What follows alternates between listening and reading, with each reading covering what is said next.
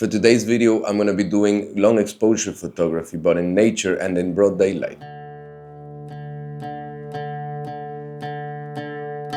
For this technique, you need an ND filter. I'll be heading out to a waterfall to show you how it's done. To be able to do this, I'm using a 10-stop ND filter. The main goal is to smooth out water and see how far I can push the exposure in broad daylight. I'll share some pictures of before and after of using the filter. I will be also sharing some tips and tricks and basic knowledge. ND filters or natural density filters are basically sunglasses for your camera. So what they do is they reduce the amount of light that goes into the sensor and allows you to lower the shutter speed significantly.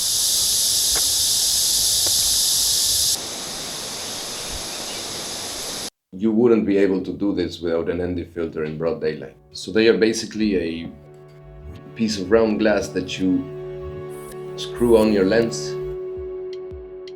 There is some basic math you can do for you to know what exposure you need after screwing on any filter. But I'm not going to get into it because there's apps on your phone which you can just input the original speed you had for it to expose correctly, and then how many stops does your ND filter have, and it'll automatically tell you the new numbers. So this is way easier.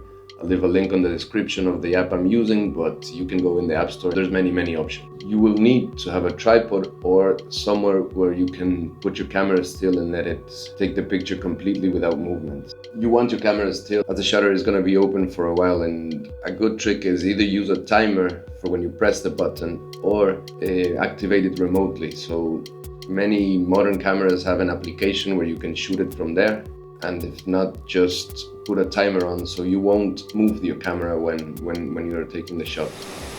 So this is just a boring picture of some flowing water, but I wanted to show you how a slow shutter speed can transform it and make it into something way more interesting.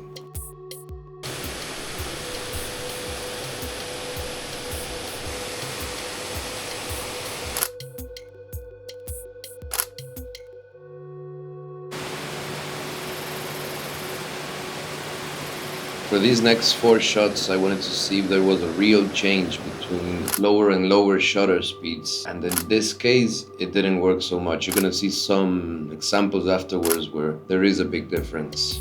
If you want to push it as far as possible, meaning more than a minute, 2 minutes, 3 minutes of exposure, what you want to do is close the aperture as much as you can and also lower your ISO as much as you can. This way your camera will need the longest exposure possible to get a good shot. And sometimes when you do this, the 30 seconds that most cameras have for exposure won't be enough. So you need to go into what's called bulb mode and input manually how many seconds of exposure you need. Also, this will be made way easier with the app. It'll tell you how much minutes, and then you just figure out the seconds and use it in bulb mode. Just read your camera manual or go online. I'm sure that you can find a video for your specific camera and to make this work.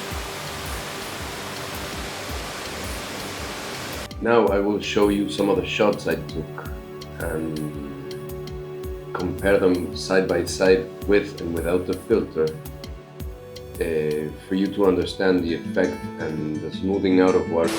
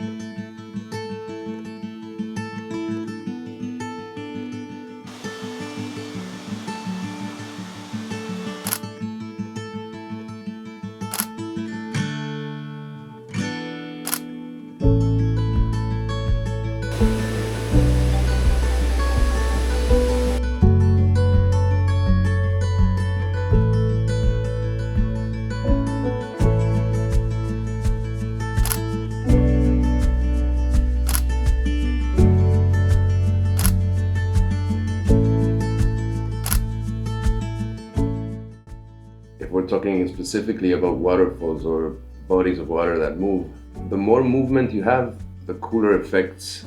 This is what I think. Everybody likes different things. So in waterfalls, it's really cool because you get like this white curtain that doesn't look like water anymore, and it resembles more of a painting than a picture. If I could choose between a snap of a waterfall which has this effect on it and doesn't have it, I personally prefer the one that has long exposures and it feels more dreamy, surreal. It is a great trick to have on your arsenal.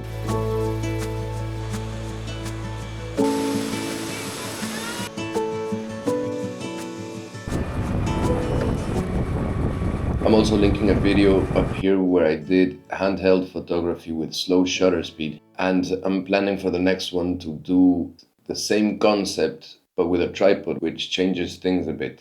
So if you're into that, feel free to subscribe. See you in the next one.